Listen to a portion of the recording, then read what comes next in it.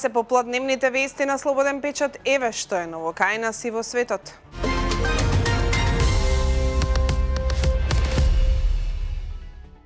Советот на јавни обвинители не и го продолжи мандатот во обвинителството за гонење на организиран криминал на обвинителката Ивана Алексова Трајчева, која го води предметот против полицајците обвинети за трагедијата во Кочани.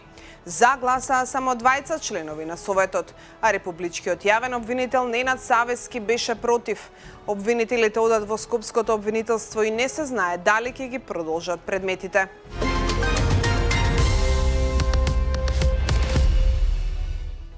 Ниту еден од четворицата кандидати кои се пријавија за шеф на Вишото јавно обвинителство Скопје, Фатиме Фетај, Владимир Милошевски, Артан Ајро и Јасмина Костеска-Здравеска не го добија потребниот број гласови на седницата на Советот на јавните обвинители.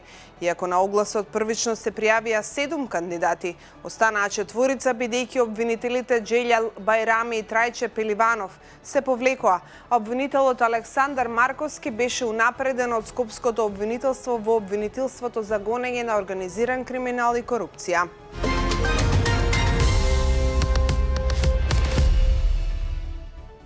Следната недела на ЕНЕР ќе биде објавен нов закон за лекови усогласен со европските стандарди, најави министерот за здравство Азир Алиу. Тој рече дека актуелното законско решение за лекови е застарено и се јавила потреба да се усогласи со европските регулативи. На новото законско решение се работело 3 години.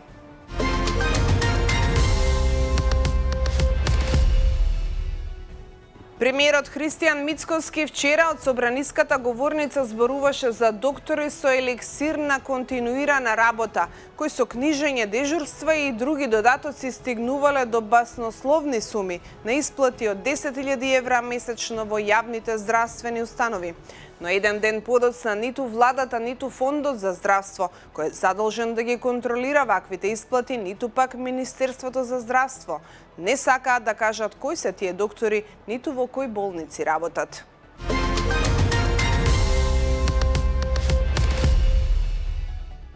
Од 29 и 30 март Визер воведува 3 нови авиолинии до Милано, Неапол и Будимпешта. Мрежата на авиолинии на Скопскиот аеродром се проширува со вкупно 6 нови дестинации, додека на Охридскиот аеродром со 4 нови.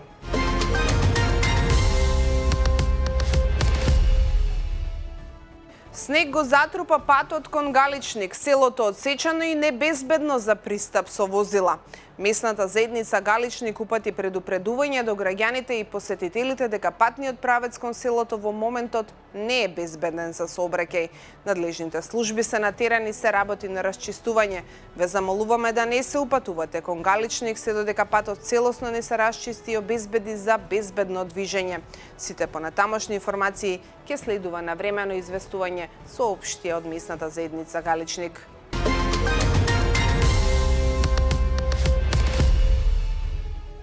Исламската револуционерна гарда објави дека утрово го почнала 83-тиот бран од операцијата Вистинско ветување 4, при што со напредни ракети и со дронови гаѓала клучни американски и израелски воени инсталации низ регионот, објави Трибјун. Меѓу објектите што ги нападна Иран имало и резервоари за гориво за млазни и борбени авиони на американските сили, како и хангар за одржување и поправка на ракетниот систем Патриот во базата Шеи Киса, соопшти иранската револуционерна гарда.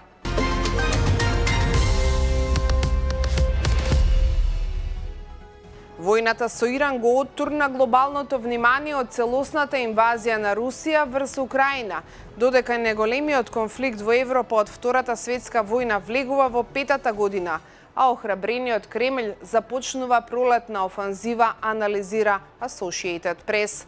Пред само неколку недели руската економија почна посилно да ги чувствува ударите од санкциите, но во меѓувреме Москва повторно дојде до значителни приходи поради привременото американско олеснување на мерките за извоз на нафта.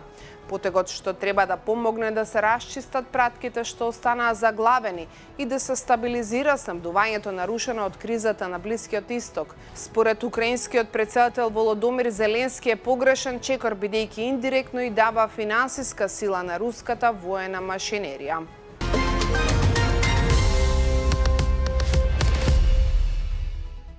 Девојката од Шпанија, која со месеци водеше правна битка со својот татко за правото на евтаназија, откако била сексуално нападната и останала параплегична, на крајот го заврши животот според сопствената волја, преку асистирано самоубиство, објави Гардијан. Вчера вечер жилбата на 25-годишната Ноелија Кастилјо и таа починала во медицинската установа во местото Sant Pere de Ribes во провинцијата Барселона.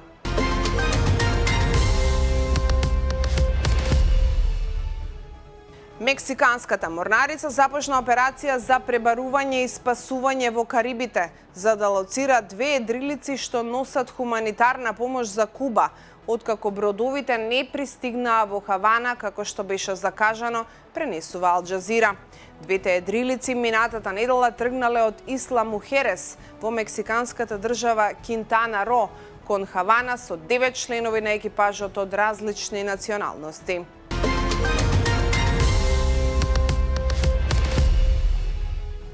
Новинарка го праша Трамп за војната во Иран, тој и одговори: "Изгледаш подобро од кога било." Американскиот претседател избегна да одговори на прашање за хуманитарната ситуација во Иран за време на гостувањето на Fox News и наместо тоа и даде комплимент на новинарката. Ова беше се во денешното издание на Попладневните вести. Ви посакувам да имате убав викенд. Од понеделник се гледаме повторно. Пријатно.